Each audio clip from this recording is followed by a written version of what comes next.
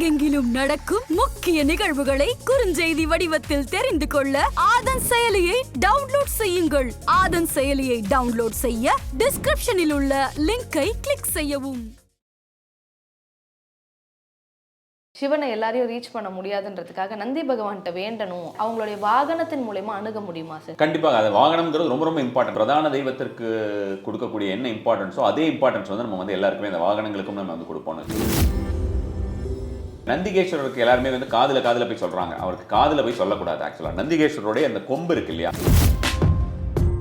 வீடு கட்ட வேண்டும், வீட்டுக்குள்ள நிறைய பேருக்கு கோளாறு இருக்கும். ஸோ இந்த மாதிரியான விஷயங்கள் எல்லாருமே தீக்கிற மாதிரியான ஒரு முருகர் இருக்கார். இந்த கோயில் வந்து பார்த்தோம்னா கருங்கல் கோவில், 1200 காலத்திற்கு முன்னால் கட்டப்பட்ட கோயில்.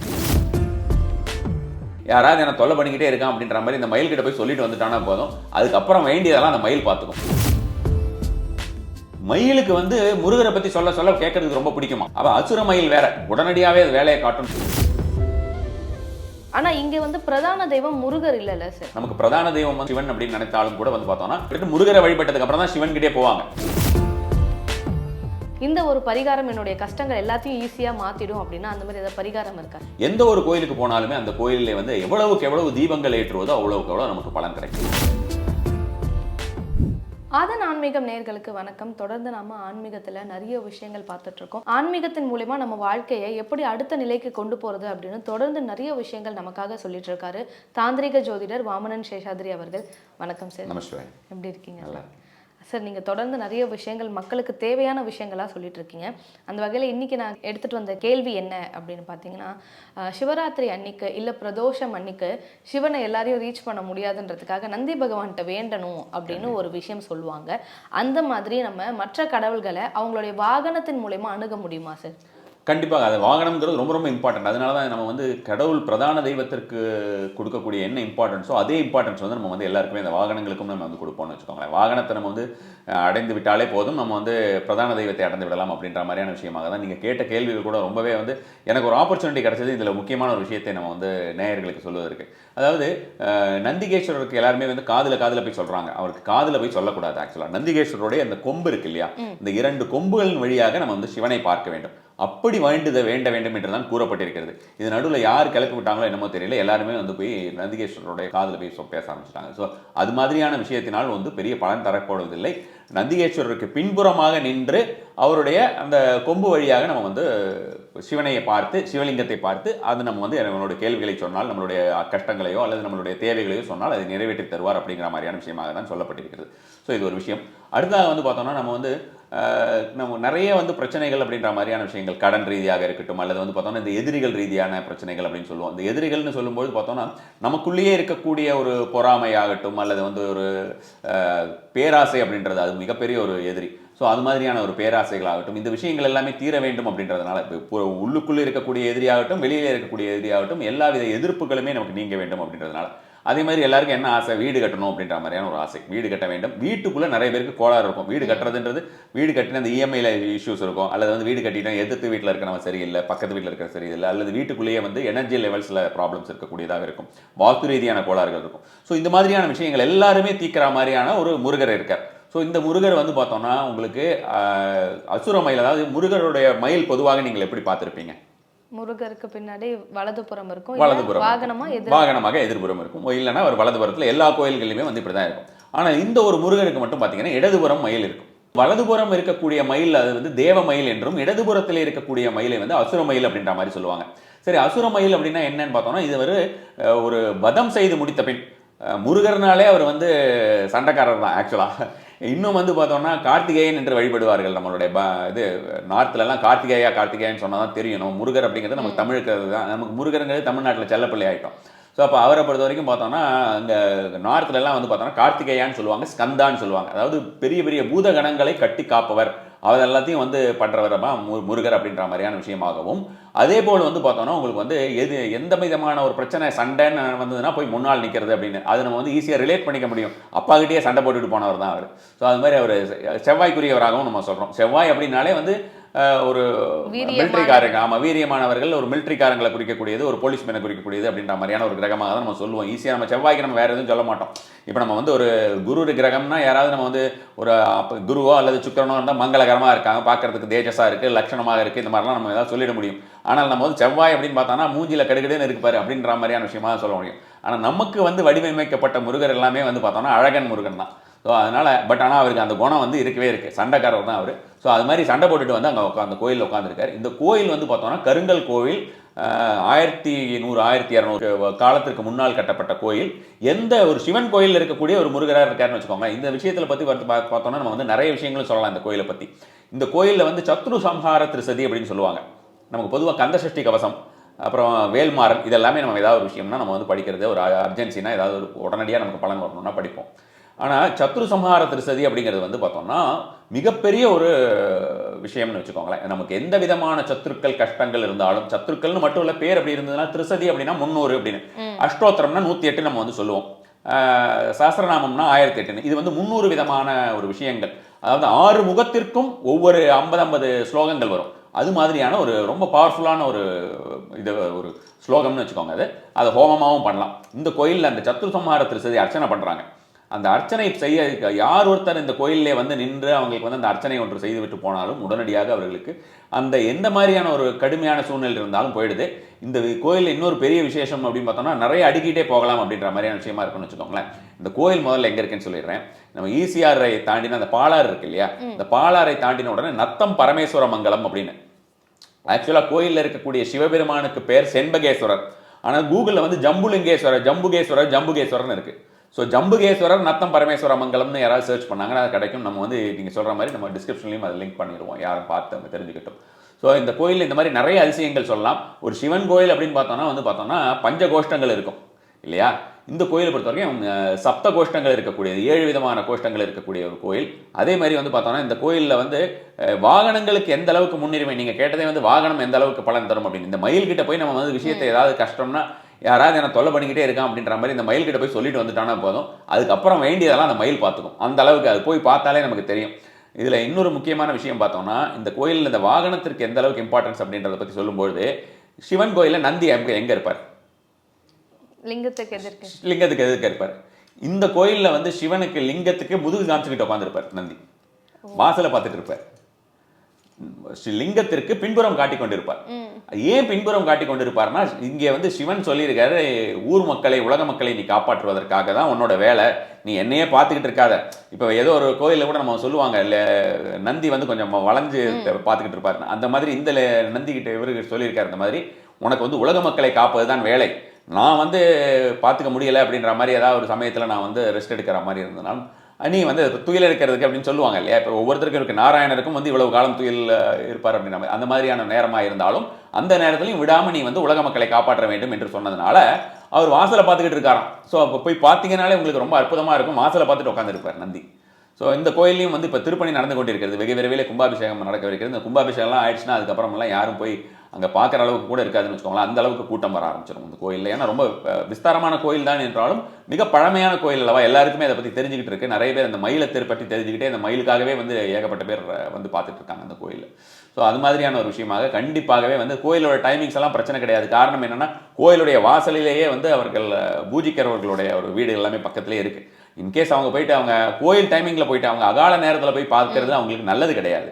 ஸோ நார்மல் கோயில் டைமிங்ஸ் அப்படின்னா மார்னிங்லேருந்து ஒரு 10 o'clock வரைக்கும், அதே மாதிரி ஈவினிங் ஒரு 5 மணிலேருந்தோ அல்லது 4 மணிலேருந்தோ அவர்கள் வந்து ஒரு 8 மணி வரைக்கும் ஒரு மாதிரியான பக்கத்தில் யாராவது போய் கேட்டால் கூட அவங்க வந்து உடனே அந்த பூஜைகள் எல்லாம் செய்து கொடுப்பாருங்க. இன்கேஸ் யாராவது இல்லைன்னா, கிராம கோயில் அப்படின்ற மாதிரியான விஷயமா இருக்கிறதுனால, கிராமத்திற்கு உட்புறம் இருக்கிறது அப்படின்ற மாதிரியான ஒரு காரணத்தினாலே அதில் வந்து நம்ம வந்து இந்த டைமிங்ஸ் மெயின்டைன் பண்ணுறது கொஞ்சம் நல்லாயிருக்கும். இந்த கோயிலில் வந்து இந்த நந்திக்கு உண்டான ஒரு பெருமை அப்படின்னு சொல்லலாம். அதே மாதிரி வந்து பார்த்தோம்னா இந்த முருகர் மயிலுக்கு வந்து ரொம்ப ரொம்ப மிகப்பெரிய ஒரு விஷயம்னு சொல்லலாம். இந்த இடத்துல போயிட்டு உட்காந்துட்டு அவங்க வந்து கந்தசஷ்டி கவசம் சொல்லி வருவது அப்படிங்கிறது அதீத பலனை உடனடியாகவே தரக்கூடியதாக இருக்கும். அதாவது எப்படி வந்து ராமருக்கு நம்ம வந்து ஆஞ்சநேயர் ராமான்னு சொல்கிறது வந்து ராமருக்கு வந்து அவருக்கு பெருசாக பெருமை கிடையாது, ஆனால் ஆஞ்சநேயருக்கு அதில் பெருமையா. ராமர்னு சொன்னான்னா அது பெருமை, ராமனை பற்றி சொல்லிக்கிட்டே இருக்காரு அப்படின்னு அவர் அங்கே வந்து உட்காந்து போகிறான். அது மாதிரியாக மயிலுக்கு வந்து முருகரை பற்றி சொல்ல கேட்கறதுக்கு ரொம்ப பிடிக்குமா. அப்போ அசுர மயில் வேற, உடனடியாகவே அது வேலையை காட்டும்னு சொல்லுவாங்க. ஸோ அந்த மாதிரியான மயிலிடம் உட்கார்ந்து கந்தனுடைய பெருமையை பற்றி நம்ம வந்து சொல்லுவது கந்த குரு கவசமாகட்டும், கந்த சஷ்டி கவசமாகட்டும், அல்லது வேல்மாறாடு இதெல்லாம் சொல்லும்பொழுது வந்து அந்த மயிலுக்கு வந்து இன்னும் அதோடைய ஒரு பவர் அப்படின்ற மாதிரியான விஷயங்கள் அதிகப்படும், அது வந்து நினைவில் வைத்துக் கொள்ளும் அப்படின்ற மாதிரியான விஷயமாக சொல்லுவார்கள். அதனால கண்டிப்பாக இந்த ஒரு விஷயத்தை யாருமே மறந்துடக்கூடாது. இன்னொரு விஷயமும் உங்ககிட்ட இந்த கோயிலை பற்றி சொல்லணும்னா, இந்த கோயில் பொதுவாக இந்த எல்லா கோயிலையும் வந்து பார்த்தோம்னா நமக்கு வந்து கணபதிக்கு பூஜை பண்ணுவாங்க, பிரதான தெய்வத்திற்கு போய் உடனடியாக பூஜை பண்ணும்போது நம்ம வந்து சிவலிங்கத்துக்கு தானே பூஜை பண்ணுவாங்க, அது மாதிரி தானே பண்ணுவாங்க. ஆனால் இந்த கோயிலுடைய முறை வந்து பார்த்தோம்னா தேவி இருக்கிறாள் அல்லவா, அந்த தேவிக்கு தான் வந்து அதீத பவர் அப்படின்ற மாதிரி. இந்த தேவிக்கு வந்து முதல்ல எடுத்தோம்னா இந்த தேவிக்கு தான் பூஜை பண்ணுவாங்க, இந்த தேவிக்கு பூஜை பண்ணுவாங்க. அதே மாதிரி வந்து பார்த்தோம்னா இந்த தேவியிடம் வந்து தேவியின் கீழ் ஸ்ரீசக்கரம் பொதிக்கப்பட்டிருக்கிறது. ஸோ பணம் அப்படின்றது இன்னொரு விஷயம் வந்து எல்லா அம்பாளுமே வந்து பார்த்தோம்னா நம்ம வந்து பத்மம் வச்சுட்டு இருக்க மாட்டாங்க. பத்மம் யார் வச்சுட்டு இருப்பாங்க? மகாலட்சுமி தான் வச்சுக்கிட்டு இருப்பாங்க. பத்மம் அப்படிங்கிறது தாமரை, தாமரை வந்து மகாலட்சுமி தான் வச்சுட்டு இருப்பாங்க. இந்த அம்மாவை பொறுத்த வரைக்கும் இவங்க தாமரை வைத்துக் கொண்டிருப்பார். இது மாதிரி பல்வேறு விதமான அதிசயங்கள் இந்த கோயிலில் இருக்கு. இந்த அதாவது தாமரை வைத்துக் கொண்டிருப்பார், இந்த அம்பாள் வந்து மகாலட்சுமி ரூபமாக இங்கே இருக்கிறார் அப்படின்ற மாதிரியான விஷயமாக சொல்லப்பட்டிருக்கிறதா, மகாலட்சுமியுடைய அம்சமாக இருக்கிறார் அப்படின்ற மாதிரியான விஷயமாகவும் சொல்லலாம். அதனால வந்து பண கஷ்டம் அப்படின்ற மாதிரி இந்த அம்பாள்கிட்ட போய் கேட்டோம்னா கேட்டதெல்லாமே கிடைக்கும்னு கண்டிப்பான முறையில் சொல்லலாம். மயில்கிட்ட கேட்கவே வேண்டாம். அதே மாதிரி வந்து பார்த்தோம்னா யாராவது வந்து நமக்கு வந்து என் லைஃப்பில் எனக்கு ஒரு பிடிப்பே இல்லாமல் இருக்குது, எனக்கு ஒரு பாதுகாப்பே இல்லாமல் இருக்குன்றவங்கெல்லாம் வந்து இந்த நந்திகேஸ்வரர் முன்பக்கம் பார்த்துருக்க மாதிரி இவருடைய அந்த 2 கொம்புகளுக்கு இடையே நம்ம வந்து சிவனை தரிசித்து விட்டு வந்தாலும் உடனடியாக அதற்குண்டான பலன் கிடைக்கிறது. அதனால் இந்த கோயில் பொறுத்த வரைக்கும் சாதாரண விஷயம் கிடையாது, மிகப்பெரிய ஒரு பலன் இருக்கக்கூடிய கோயிலாக இருக்கும். இந்த மயிலும் அது மாதிரி தான். ஸோ அந்த மயிலை வந்து யாரும் மிஸ் பண்ணிடக்கூடாது, அது ரொம்ப முக்கியமான ஒரு விஷயம். Okay sir. சார் ஆனால் இப்போ எனக்கு என்ன சந்தேகம் இதில் அப்படின்னு பார்த்தீங்கன்னா, இப்போ வடபழனி கோவிலாக இருக்கட்டும், பழனி, திருச்செந்தூர் இது எல்லாத்துலேயுமே பிரதான தெய்வமாகவே முருகர் இருக்கார். ஸோ நம்ம அங்கே போய் வேண்டும் பொழுது நமக்கு வேண்டியது எல்லாமே உடனே கிடைக்குது அப்படின்னு எல்லாரும் சொல்லிட்டு இருக்காங்க. எல்லாரும் அனுபவமும் அதுதான். ஆனால் இங்கே வந்து பிரதான தெய்வம் முருகர் இல்லைல்ல சார்? இல்லை, அது பிரதான தெய்வம் முருகர் இல்லை அப்படின்ற மாதிரியான விஷயத்திற்காக அது வந்து பலன் தர மாட்டார் அப்படின்ற மாதிரியான விஷயமா சொல்ல முடியாதுன்னு வச்சுக்கோங்களேன். ஒரு சில கோயில்களில் வந்து பார்த்தோம்னா நம்ம வந்து கோயிலுடைய பிரதான தெய்வமாக ஒருத்தங்க இருப்பாங்க, வேற ஒரு கோயில் இருக்கிற உபதெய்வத்துடைய பேரில் தான் அந்த கோயிலே, நிறைய பேருக்கு அந்த கோயில் பேர் சொன்னால் தான் தெரியும் அப்படின்ற மாதிரி. இந்த கோயிலே வந்து முருகருக்கு இன்னொரு ஒரு மிகப்பெரிய ஒரு இம்பார்ட்டன்ஸ் இந்த கோயிலில் இருக்குன்னு வச்சுக்கோங்களேன். இந்த கோயிலில் வந்து ஒவ்வொருத்தருமே பெரிய இம்பார்ட்டன்ஸ் இருக்குது. அதனால தான் அந்த மாதிரியான விஷயம் சொன்னேன், ஒவ்வொருத்தருக்குமே அதீத பலன் தரக்கூடியவர்கள் அப்படின்ற மாதிரியான விஷயம். முருகர் வந்து இந்த மாதிரியான ஒரு மயிலோட வந்து எந்த இடத்துலையுமே நம்ம வந்து பார்த்துருக்க முடியாது. இது வந்து அதுலாம் வந்து இப்போ வந்து ரீசெண்டாக நம்ம வந்து ஏதாவது ஒரு கோயில் கட்டுறோம்னா இந்த மாதிரியான விஷயங்களை பார்த்துட்டு புதுசாக நம்ம ஏதாவது டிஃப்ரெண்ட்டாக ட்ரை பண்ணுறேன் அப்படின்ற ரீதியில் ஒவ்வொருத்தங்க வேறு வேறு விஷயங்கள் பண்ணுறாங்க. அதெல்லாம் பெருசாக அர்த்தம் இருக்காது. ஆனால் இந்த ஒரு விஷயத்தில் மிகப்பெரிய ஒரு அர்த்தம் புரிந்துள்ளது. அந்த மாதிரியான விஷயமாக 1200 1300 ஆண்டுகளுக்கு முன்னாலே இந்த ஒரு விஷயம் 1100 ஆண்டுகளுக்கு மேலேன்னு சொல்கிறாங்க.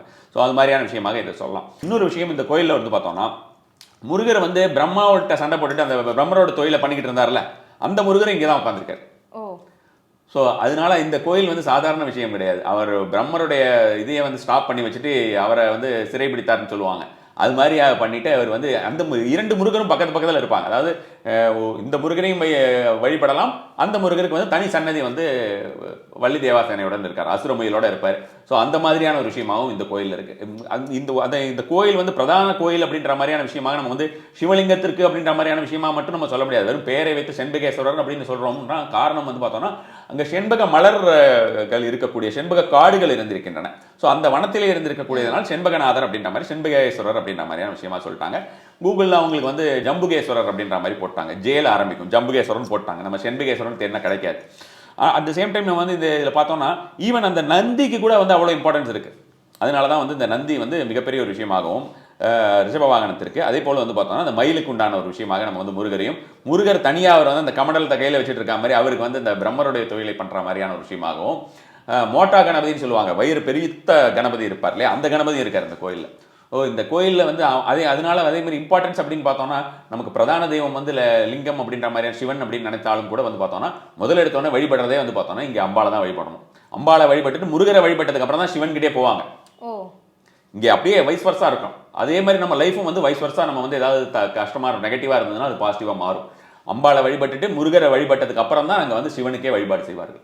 நல்ல ஒரு, ஏன்னா அங்கே பூஜை முறையே அந்த மாதிரி தான். முதல்ல எடுத்தோன்னா அம்பாளுக்கு தான் பூஜை, முருகர் வந்து அசுரமயிலோட இருப்பார் அவருக்கு, அதுக்கப்புறம் அடுத்தது வந்து சிவலிங்கத்திற்கு. அந்த மாதிரியான விஷயமா தான் நடக்கும். Okay sir. இந்த கோவிலில் போயிட்டு நம்ம முருகருக்கு அல்லது மயிலுக்கு ஏதாவது பிரத்யேகமாக ஒரு விஷயம் செய்யணும் அப்படின்னா அந்த மாதிரியான பரிகாரம், ஏன்னா எல்லாருமே பரிகாரத்தை நோக்கி தான் இன்னைக்கு ஓடிட்டு இருக்காங்க.